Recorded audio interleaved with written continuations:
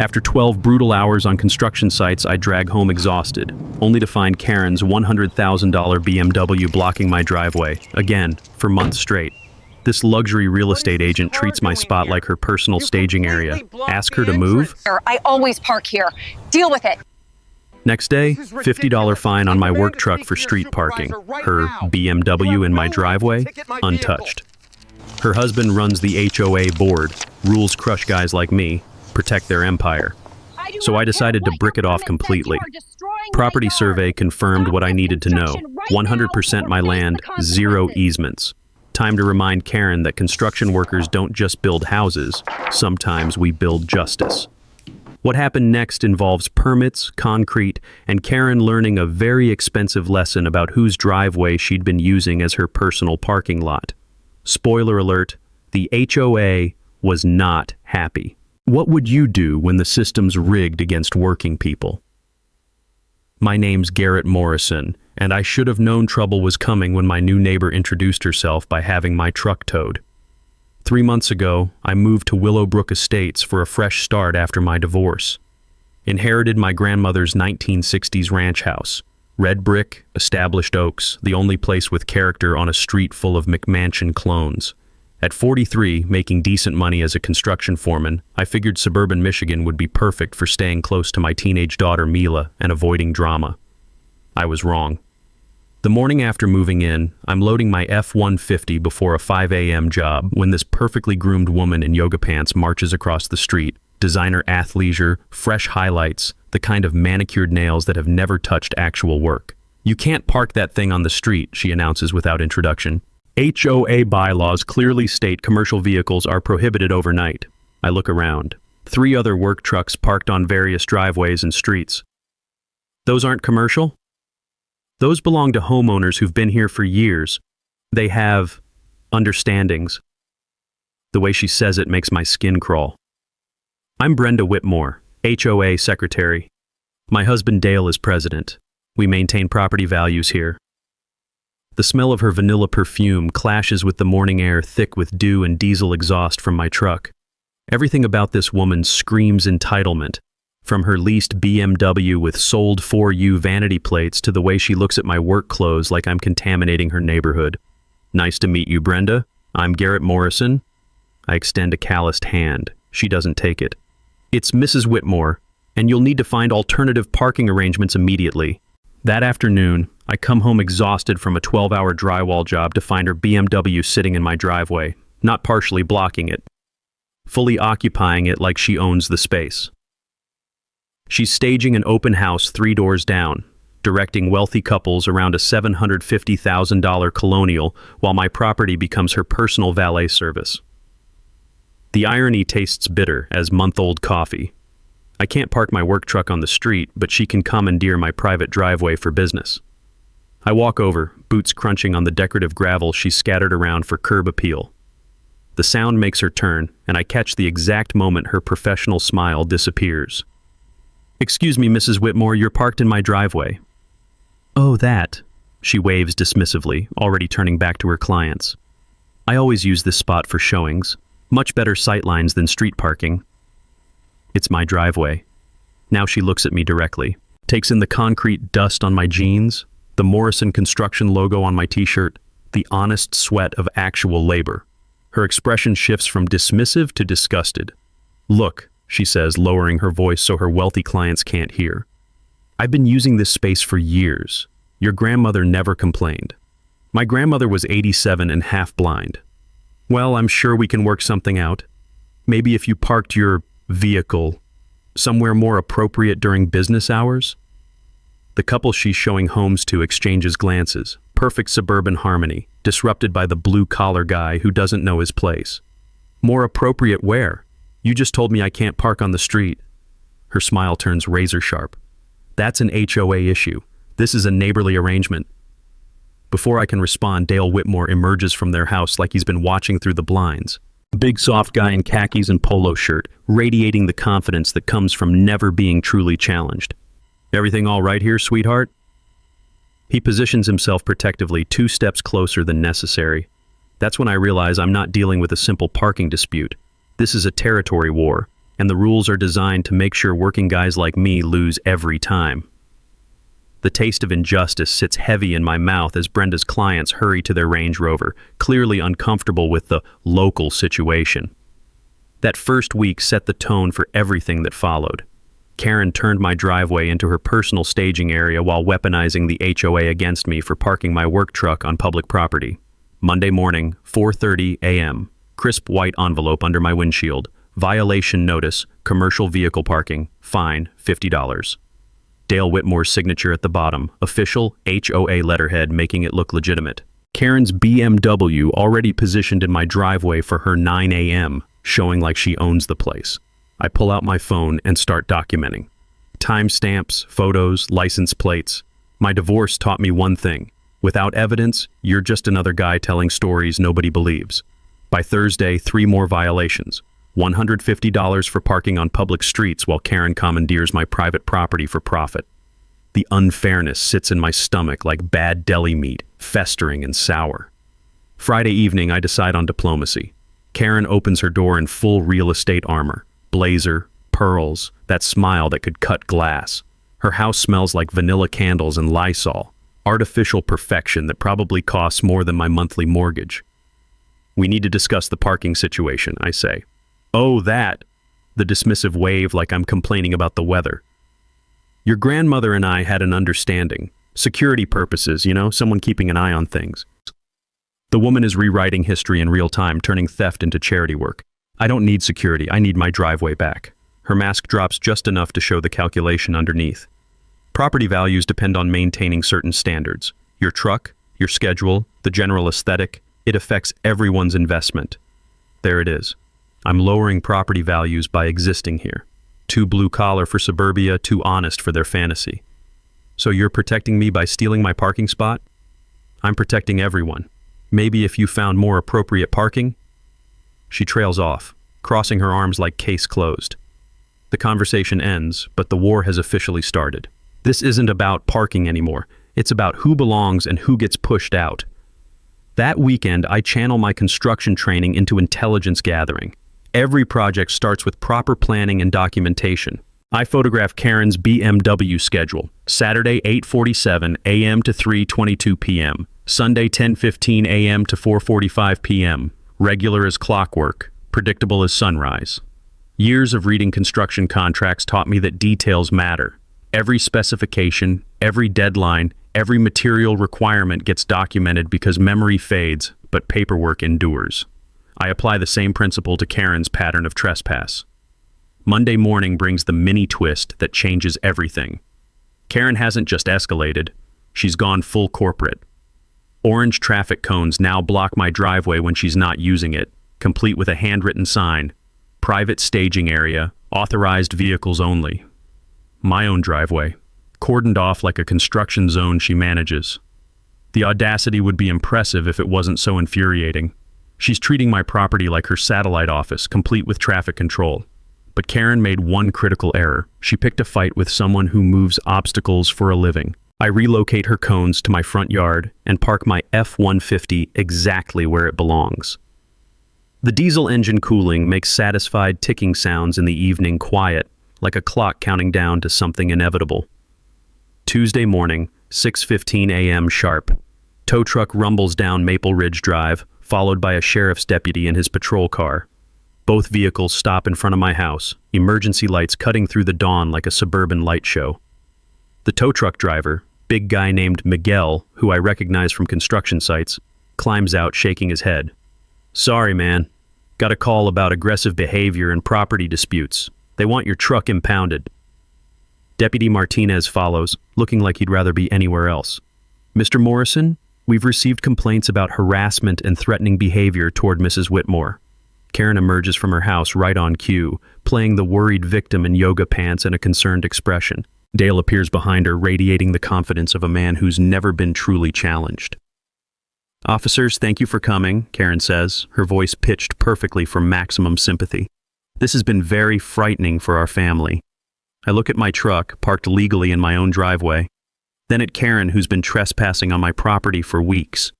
Then at the deputy, who's clearly wondering how domestic property disputes became his problem at dawn. The system Karen counted on to protect her is working exactly as designed. She makes the calls, authority responds, and working guys like me get painted as the problem. But standing there in my steel-toed boots, watching Karen perform her victim routine for law enforcement, something clicks into place. This woman thinks she's playing chess while I'm stuck playing checkers. She's about to learn that construction workers don't just build things. Sometimes we demolish them first. Deputy Martinez takes one look at the situation and realizes he's walked into suburban theater. My truck sits legally in my driveway while Karen performs her victim routine for an audience of badge-wearing professionals who clearly have better things to do at dawn. "Ma'am, what exactly is the harassment?" Martinez asks, pen poised over his notepad. Karen's rehearsed her story. "Increasingly aggressive behavior about parking. Yesterday he moved my safety equipment and made threatening statements." "Safety equipment?" I gesture toward her orange cones scattered across my lawn like traffic pylons. "You mean the cones she used to block my own driveway?" Miguel, the tow truck driver, examines my F-150, parked entirely on my property. "Sir, whose driveway is this?" "Mine. My house, my land, my truck." The morning air carries the smell of fresh coffee from neighboring houses as suburbanites emerge to witness the drama. Nothing brings communities together like watching authority figures sort out someone else's mess. Martinez walks over to examine the survey stakes I'd installed. Small metal markers establishing exact property lines. Years of construction work taught me that boundary disputes get expensive fast. Every job site starts with surveying because one mistake about lot lines can cost tens of thousands in legal fees and rework delays. "These stakes placed by a licensed surveyor?" Martinez asks. "Morrison and Associates, last weekend. Property deed shows my lot extends to this line." I pull out my phone, showing him photos of the official survey documents. "Everything between these markers is private property." Karen jumps in desperately.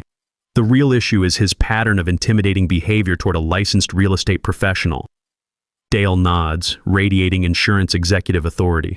"My wife serves this community. She doesn't deserve this harassment." "Serves herself to my driveway," I mutter. Martinez closes his notepad after examining the survey evidence. "This appears to be a civil property dispute. Mr. Morrison's vehicle is legally parked on his own property. Mrs. Whitmore, document specific harassment incidents with dates and witnesses if you want to pursue this." Miguel climbs back into his truck, engine rumbling to life. "Sorry for the wake-up call, man. Dispatch got told about illegal parking and aggressive behavior." As official vehicles disappear, Karen and Dale retreat without another word. But the look between them promises escalation. This was just round one. The mini twist hits that afternoon with a knock at my door. Not a letter, a process server in a cheap suit, holding official documents that smell like copy machine toner and bureaucratic revenge. "Garrett Morrison, you're being served." The papers aren't from the HOA. They're from Whitmore's and Associates Real Estate, claiming I'm interfering with legitimate business operations and demanding $5,000 in damages for lost commissions due to harassment and property access denial. Karen's suing me for parking in my own driveway. My hands actually shake reading the legal complaint. She's claiming my aggressive behavior scared away 3 potential homebuyers, costing her thousands in lost sales. According to her lawyer, my presence in my own driveway constitutes intentional interference with business relationships.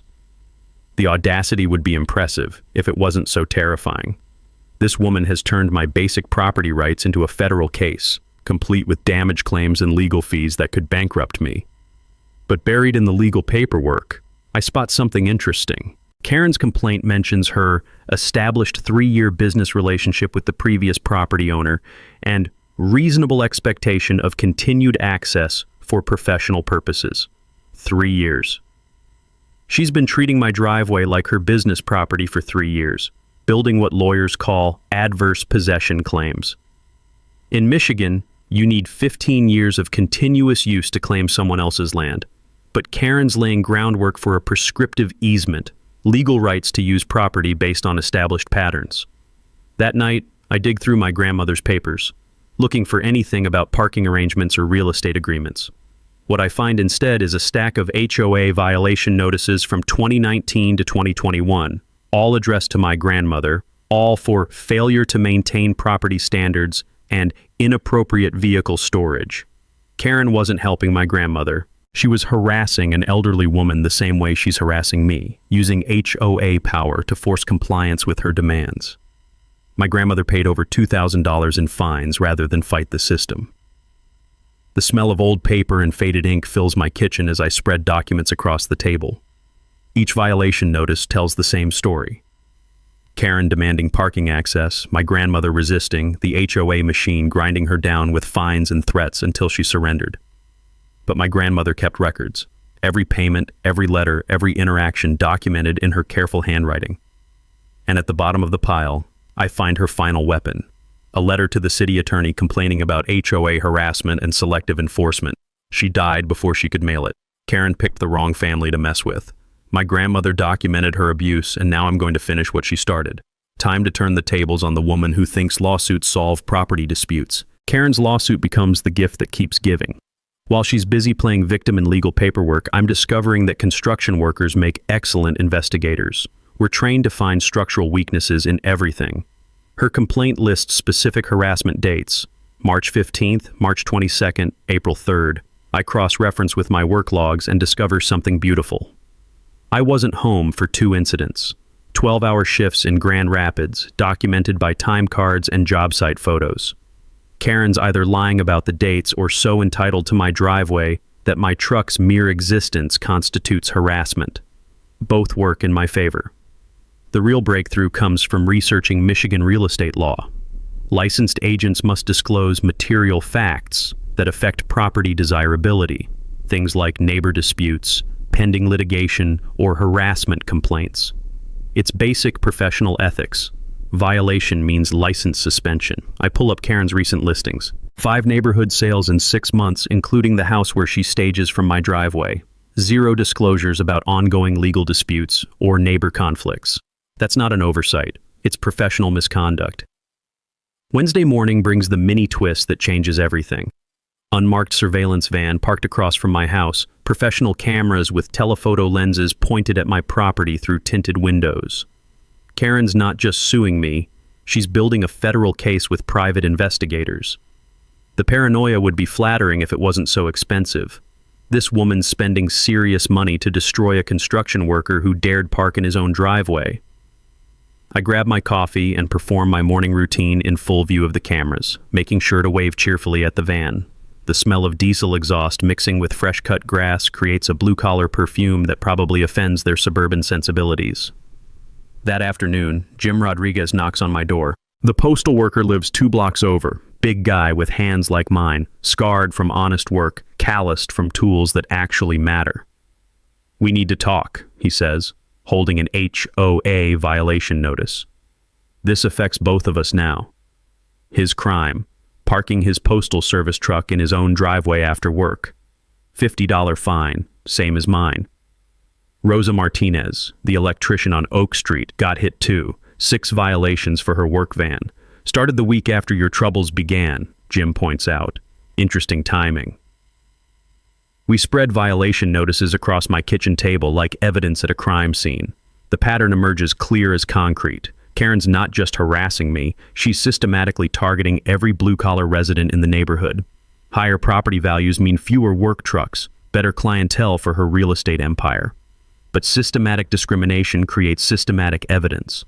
Every violation, every selective enforcement decision, every targeting pattern documented in official records. Karen's building our case with every discriminatory move. Years of reading construction contracts taught me that details reveal intentions. When developers discriminate against union workers or minority-owned businesses, they leave paper trails that sharp lawyers can follow. Karen's doing the same thing, creating a documented pattern of class-based harassment. Thursday's emergency HOA meeting feels like trial by suburbia. The community center reeks of industrial carpet and folding chair metal, packed with neighbors I recognize but barely know. Karen's presentation is suburban propaganda at its finest.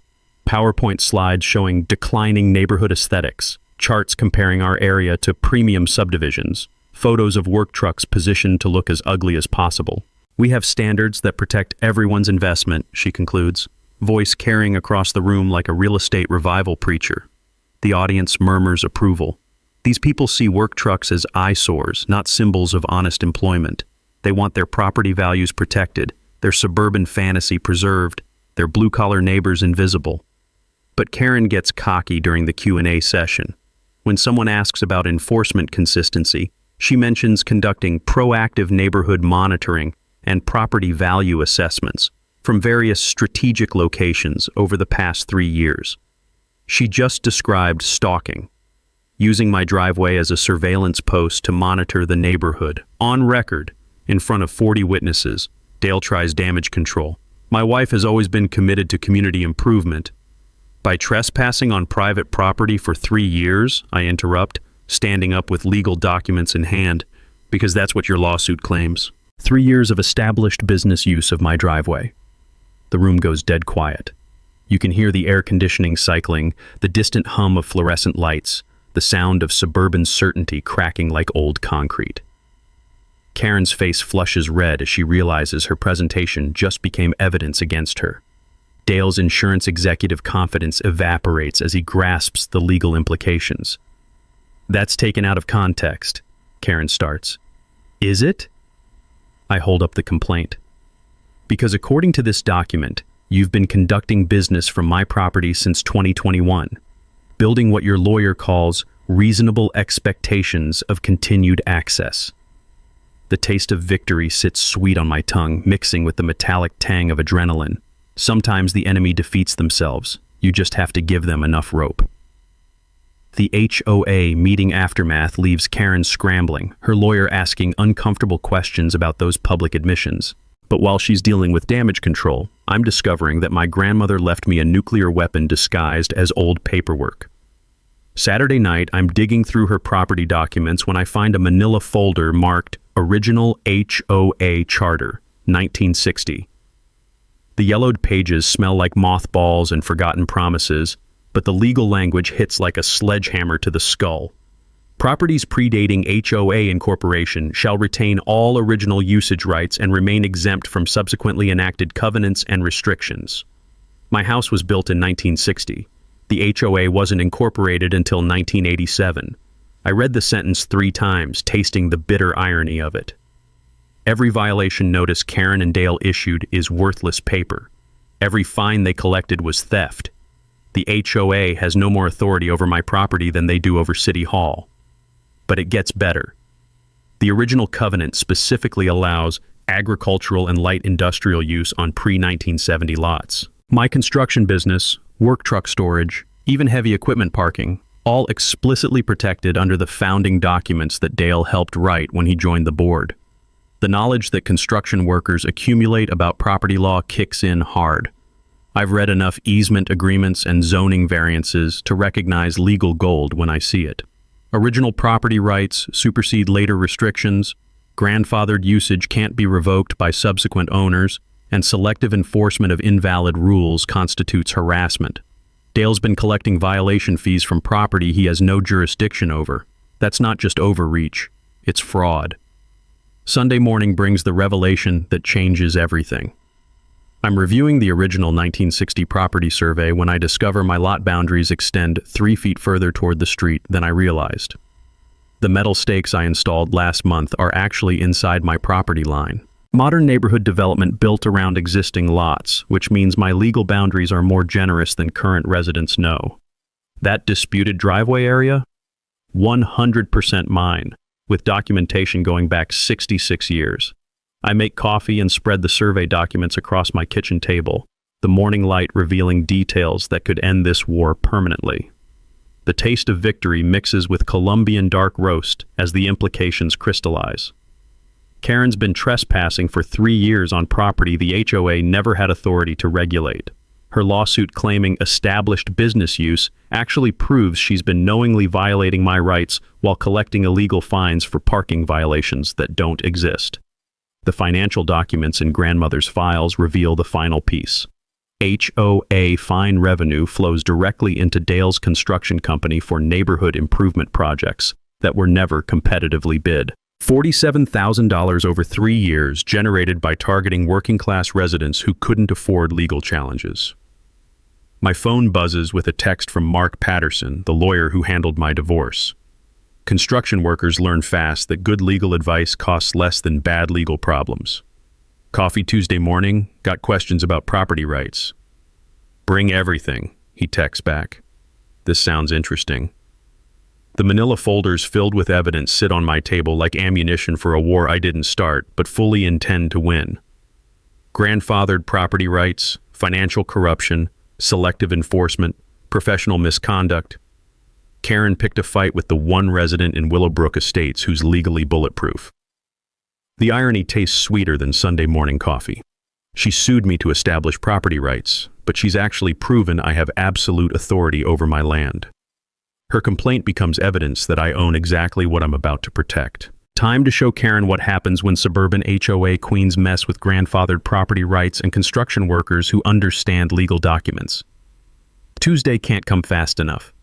Tuesday morning, Mark Patterson's law office smells like leather and expensive coffee, the kind of place where construction workers usually can't afford hourly rates. But when you're holding grandfathered property rights and documented corruption, lawyers start returning calls fast. Garrett, you've got a legal nuclear weapon here, Mark says, spreading documents across his mahogany table. Absolute right to build on your property line. No HOA approval, no architectural review, no permits under 4 feet. He explains Michigan property law like a construction blueprint.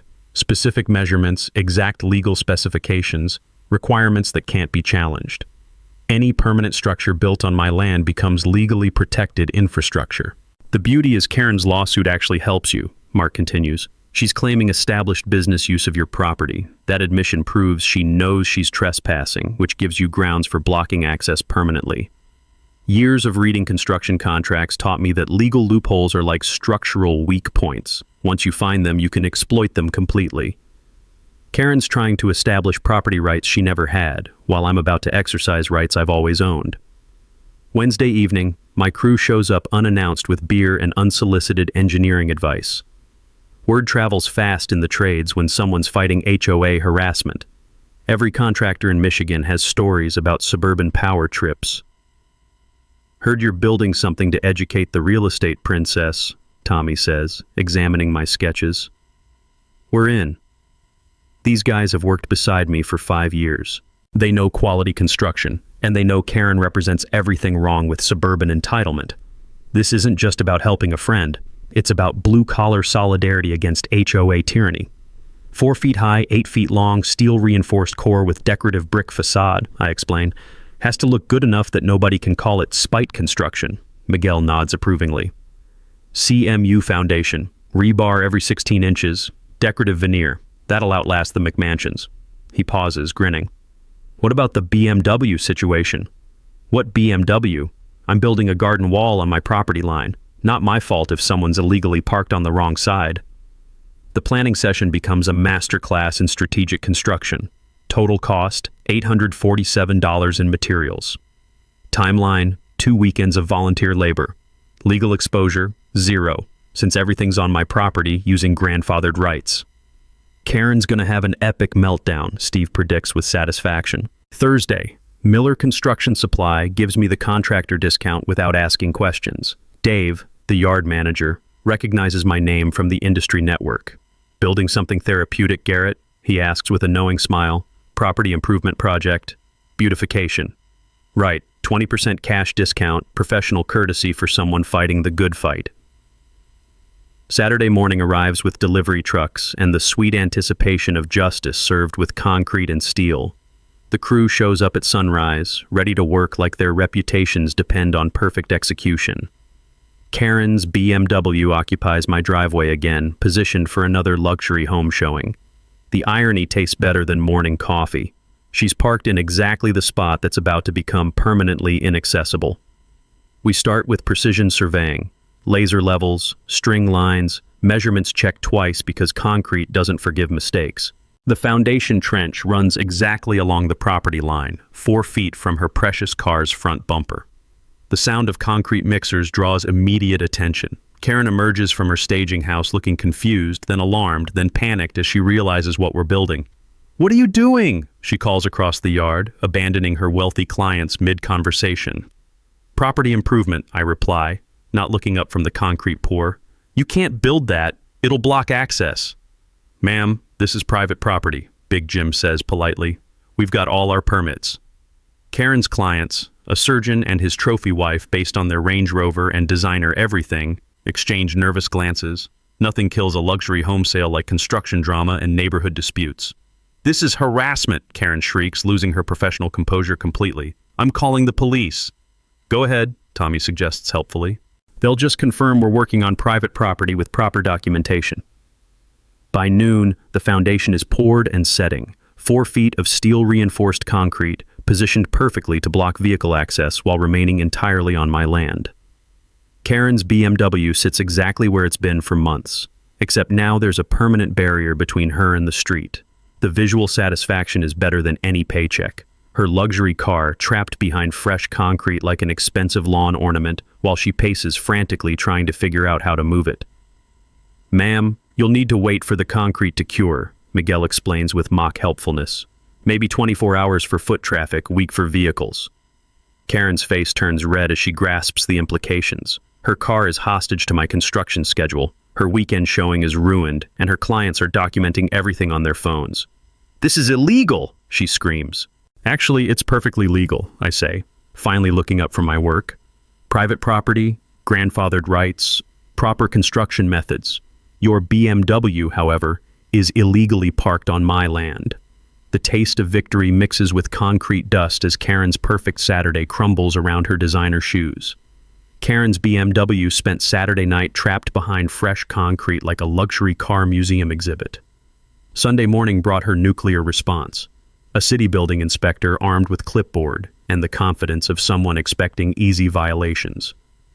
Inspector Rodriguez measures everything twice, clearly disappointed to find professional-grade construction that exceeds code requirements. 4 feet high, proper foundation, no permit needed. Looks better than most commercial work. Karen hovers in designer athleisure, radiating desperation mixed with vanilla perfume. What about drainage issues, setback violations, emergency access? Ma'am, this wall is entirely on his property, built to professional standards. Rodriguez closes his clipboard with obvious frustration. No violations found. The inspector drives away, leaving Karen standing beside her trapped BMW like she's witnessing the death of suburban order itself. Monday escalates with anonymous complaint warfare. Health department receives reports of construction contamination. Fire marshal gets tips about blocked evacuation routes. Code enforcement fields concerns about unpermitted modifications. Each inspection ends the same way. Legal construction, no violations, case closed. Karen's desperation creates a paper trail of false reports that actually strengthens my legal position. Tuesday evening brings the mini twist that changes everything.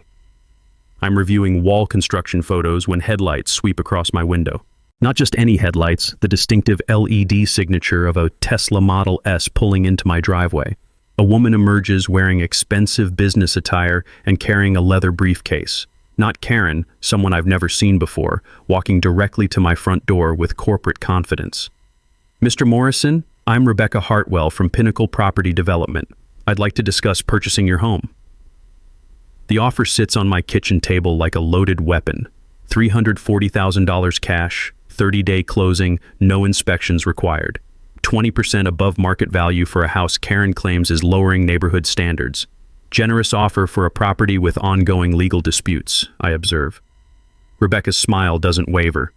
Our clients prefer to resolve complications quickly. This offer expires Friday.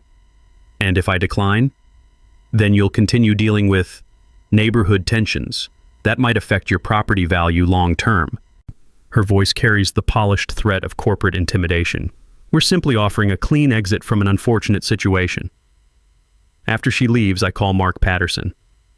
Corporate property developers don't make unsolicited offers 20% above market unless someone's paying them to clear obstacles.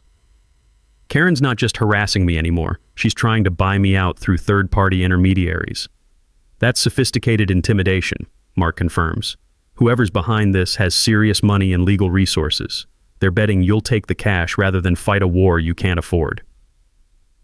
Wednesday morning, I wake up to find my grandmother's oak tree decorated with official notices. City arborist citations for dangerous overhanging branches, tree removal orders for sidewalk obstruction hazards, forestry department warnings about potential storm damage liability. And the tree has stood safely for 60 years, but suddenly it's a neighborhood threat requiring immediate professional removal, at my expense naturally. The pattern becomes clear. Karen can't remove me through legal channels, so she's weaponizing every city department to make my life expensive and complicated. Death by 1,000 bureaucratic cuts. That afternoon, Tommy arrives with his chainsaw and tree climbing gear. "Heard about your arborist troubles," he says, examining the oak's healthy branches. "Funny how 60-year-old trees suddenly become dangerous during property disputes. City says it needs professional removal. $1,000 job, minimum. Or," Tommy grins, "it needs professional trimming by licensed contractors who know the difference between hazard removal and harassment." He fires up his chainsaw, the two-stroke engine growling like mechanical thunder. No charge for friends fighting HOA bullshit. Thursday brings Karen's final desperate gambit. I discover her BMW is gone, towed away in the middle of the night rather than wait for my wall construction to finish. But she's left something behind, a professional film crew documenting my property. "Excuse me," I call to the cameraman. "What are you filming?" "Neighborhood impact study for potential litigation. We're documenting property modifications that affect community standards." Karen's building a media case against me, complete with professional video showing how my spite construction disrupts suburban harmony. She's planning to paint me as the unhinged construction worker destroying peaceful neighborhood aesthetics. But the irony sits sweet on my tongue. Her film crew is documenting legal construction on private property while she continues trespassing to create her harassment narrative. Friday evening, the corporate offer expires without response. Rebecca Hartwell calls twice, leaving voicemails about final opportunities and escalating complications. I delete her messages and crack open a beer, sitting on my porch beside 4 feet of beautiful steel-reinforced concrete.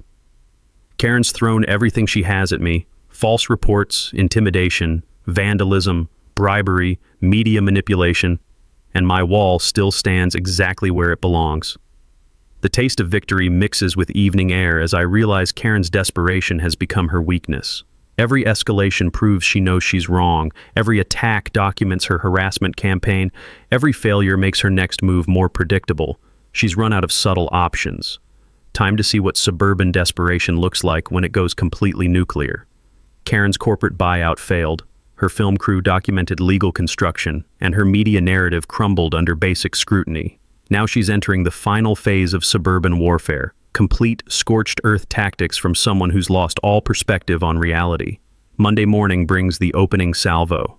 I wake up to find my mailbox stuffed with legal documents, not lawsuits, but something worse: Child Protective Services investigation notice triggered by anonymous concerns about my daughter's unstable living environment during ongoing neighborhood disputes. The accusation tastes like bile in my mouth. Karen's weaponizing Mila's safety because she can't attack me directly anymore. Someone reported concerns about construction hazards, aggressive behavior, and unsuitable housing conditions for a teenage girl. CPS investigator Sarah Bellamy arrives Tuesday afternoon with clipboard and the weary expression of someone who's seen too many false reports motivated by adult conflicts. She examines my house, interviews Mila, documents the dangerous construction zone that consists of professional-grade masonry work. "Mr. Morrison, your daughter seems happy and well cared for," she concludes after 30 minutes. "The home is clean, safe, and appropriate. Construction appears professional and contained." Someone claimed otherwise? Anonymous tip about neglect and unsafe conditions. Happens more than you'd think during property disputes. She closes her folder with obvious frustration. Case closed, no further action needed. After Bellamy leaves, Mila confronts me directly. "Dad, is this about the crazy yoga lady who keeps asking questions about whether we're moving?" The rage burns hot in my chest. Karen's been approaching my teenage daughter, interrogating her about our family situation, using a child to gather intelligence for her harassment campaign. What kind of questions? Weird stuff. Like whether you're financially stable, if we fight a lot, whether I feel safe living here. Mila's voice carries the confusion of someone too young to understand adult manipulation. She said she was concerned about neighborhood children during all this construction disruption. That crosses every line. Property disputes are one thing, but involving children in adult warfare reveals exactly what kind of person we're dealing with. Wednesday brings the media blitz. Local news van parked outside my house. Reporter with microphone asking neighbors about ongoing construction disputes affecting community harmony. Karen's timed this perfectly. Professional footage of concerned residents discussing property values and neighborhood standards. But the mini twist comes when I watch the evening broadcast. Instead of painting me as the problem, the story focuses on HOA overreach and selective enforcement. Several neighbors speak anonymously about harassment targeting working-class residents, financial corruption in improvement funds, and discriminatory fine structures. This appears to be systematic targeting of blue-collar homeowners, the reporter concludes, while board members profit from violation revenue through their own construction contracts. Karen's media strategy backfired spectacularly. Her attempt to paint me as a disruptive neighbor instead exposed the corruption she and Dale have been running for years. Thursday escalates to professional sabotage. I arrive at a job site to find my construction company blacklisted from a major project. The general contractor explains apologetically that concerns about legal disputes and aggressive behavior made my company unsuitable for their client's luxury development. Someone's been calling my business contacts, spreading rumors about lawsuits, harassment complaints, and unstable behavior. Karen's trying to destroy my livelihood by poisoning my professional reputation in the tight-knit construction community. But the plan fails because contractors talk to each other. Dave from Miller Supply calls Tommy, who calls Miguel, who calls every subcontractor in the county. Within hours, my phone is ringing with offers of work from people who've heard the real story. Someone's trying to blacklist you through bullshit harassment claims, Dave explains. Industry's closing ranks. Nobody likes HOA queens attacking working guys. Friday brings Karen's final nuclear option. I come home to find Dale Whitmore and two men in expensive suits standing beside my wall, measuring equipment in hand. Garrett, Dale says with insurance executive authority, meet our attorneys. We're filing an emergency injunction claiming your wall creates drainage issues that threaten neighborhood foundations. The legal documents accuse me of reckless construction practices that could cause catastrophic property damage to surrounding homes. They want a judge to order immediate wall removal at my expense, plus damages for preventive foundation repairs on every house within 200 feet. The smell of expensive legal cologne mixes with autumn air as Dale's lawyers document my wall with professional photography. They're building a case claiming that 4 feet of properly constructed masonry somehow threatens million-dollar suburban foundations. Your engineers will find proper drainage, steel reinforcement, and construction that exceeds code requirements, I tell them calmly. We'll see what the court says, one attorney replies, making notes on official letterhead. But watching these lawyers work, I realize Karen's made her final strategic error. She's claiming my professional construction work is dangerous, which opens her to countersuit liability if independent engineers prove otherwise. The irony sits perfect on my tongue. Karen's desperate lawsuit will require professional engineering inspection of construction work that proves I'm right, and she's been harassing me for months over legal property improvements. Sometimes the enemy's final attack becomes their total surrender. The emergency HOA meeting happens on a Tuesday night that feels like suburban Judgment Day. The community center parking lot overflows with cars, news vans, and the electric anticipation of a neighborhood civil war reaching its inevitable conclusion. Karen sits at the head table beside Dale, both wearing their most serious expressions and what looks like courtroom-quality clothing. Behind them, their expensive attorneys shuffle papers that probably cost more per page than I make in a day. The room smells like industrial carpet and nervous sweat from 60 residents who've never witnessed this level of local drama. Half the neighborhood supports Karen's property values campaign. The other half quietly sympathizes with the working guy being systematically harassed. Dale gavels the meeting to order with insurance executive authority. We're here to address ongoing construction violations and neighborhood disruption caused by Mr. Morrison's unauthorized building activities. Karen's presentation is masterful suburban theater. PowerPoint slides showing drainage concerns, foundation risks, property value impacts, professional photographs making my decorative wall look like the Berlin Wall of suburbia. This reckless construction threatens every home in Willowbrook Estates, she concludes, voice trembling with practiced emotion. We demand immediate removal and compensation for potential damage.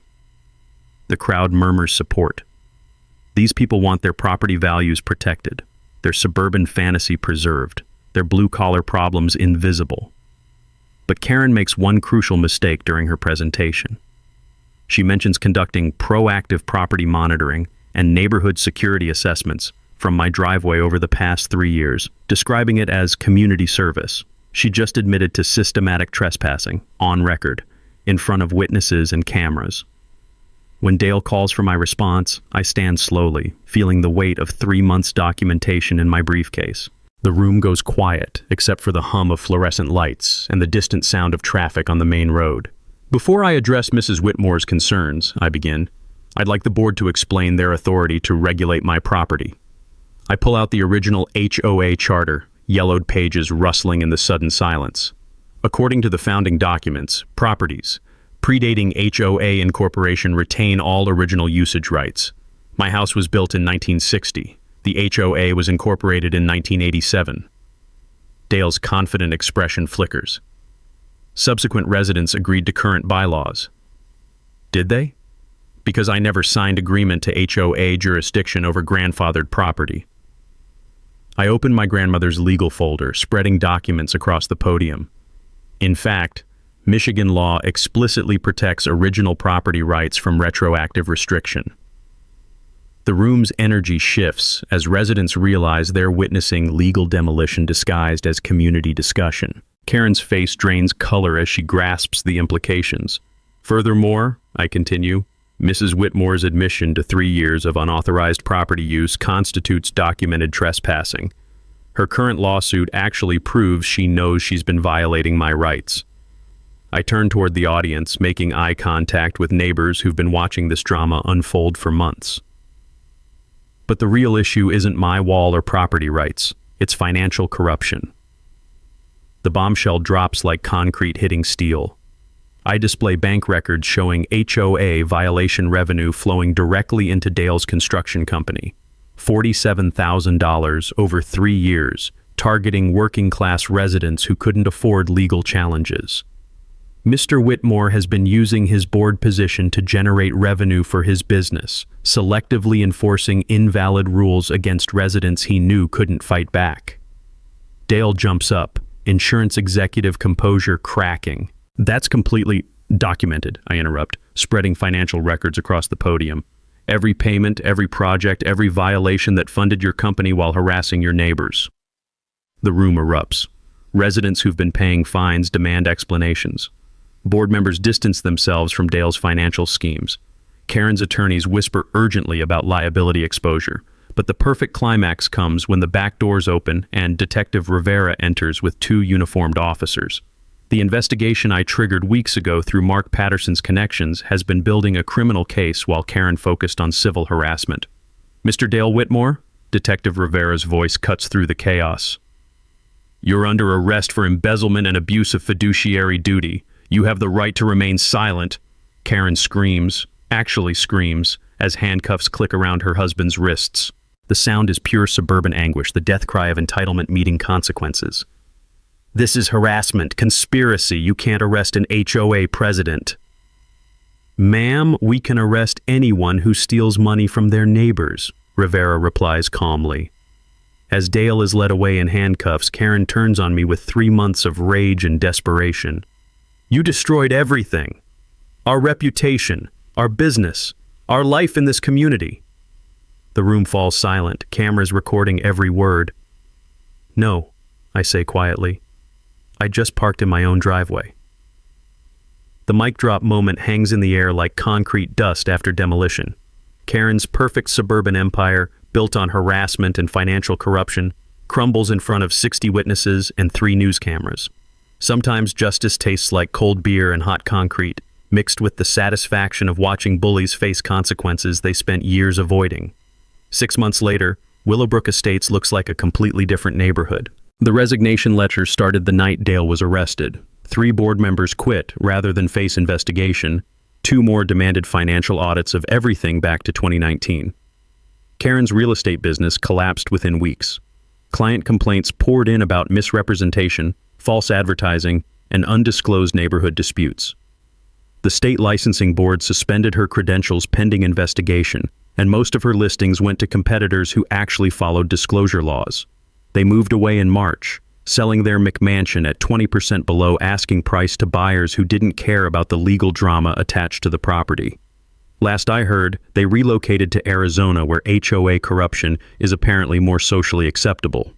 The new board president is Rosa Martinez, the electrician who got targeted in Karen's systematic harassment campaign. First order of business, comprehensive financial audit revealing 3 years of embezzlement, discriminatory enforcement, and contractor kickback schemes that cost residents over $80,000 in illegal fees.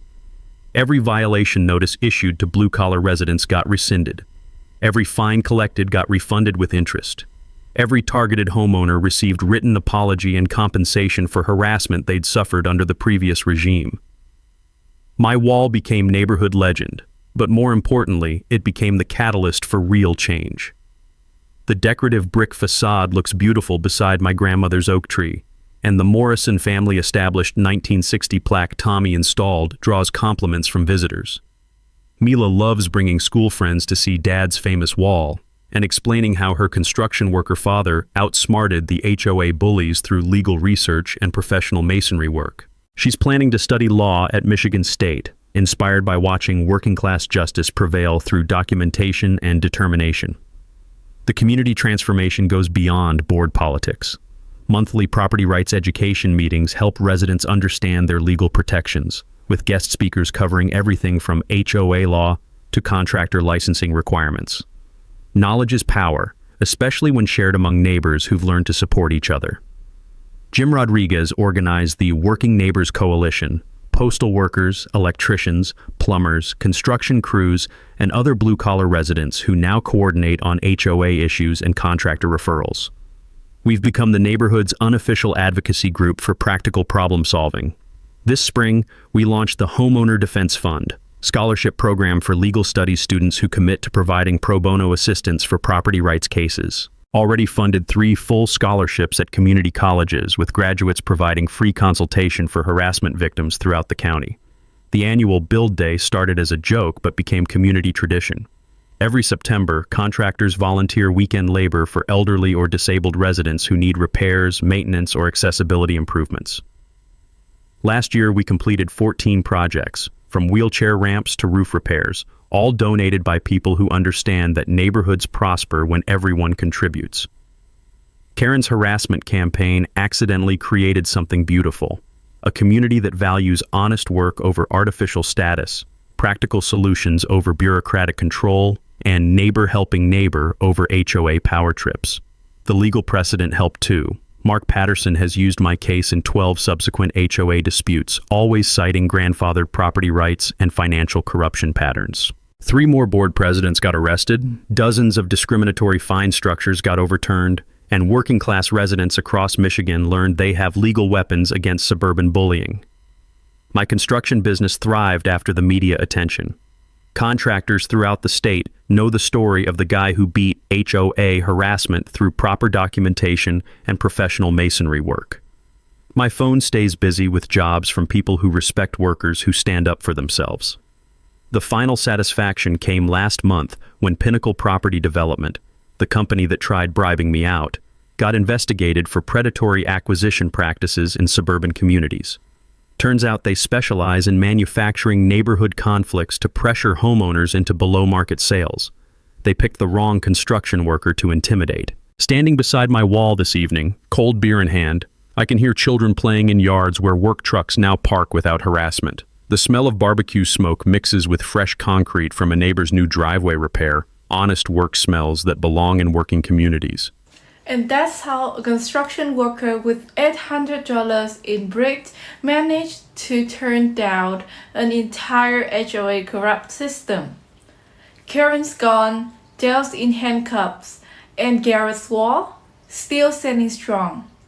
But the real lesson from Willowbrook Estates is that bullies only win when you don't know the rules of the game. Karen saw a blue-collar guy and assumes he would just roll over. She never thought he would be the type to research property rights at midnight and turn surveyor stakes into legal weapons. That wasn't luck. It was preparation meeting opportunity. While Karen was scheming, Garrett was documenting. While Karen was making threats, he was making legal documents. The construction worker who reads the contract always beats the estate agent who thinks she's above the law. How many of you are paying bogus HOA fines, being harassed for parking your own work truck, or just because you don't fit into somebody's suburban fantasy? You've got more power than you think. You just need to know how to use it. What's the worst and ridiculous HOA fine that they have hit you with? Share your HOA horrors in the comments. Let's expose these suburban power trip together. And if this story lit a fire under you, smash that subscribe button, because working people deserve to know they can push you around, but they cannot make you smaller. Sometimes the best foundation is the one that you pour yourself.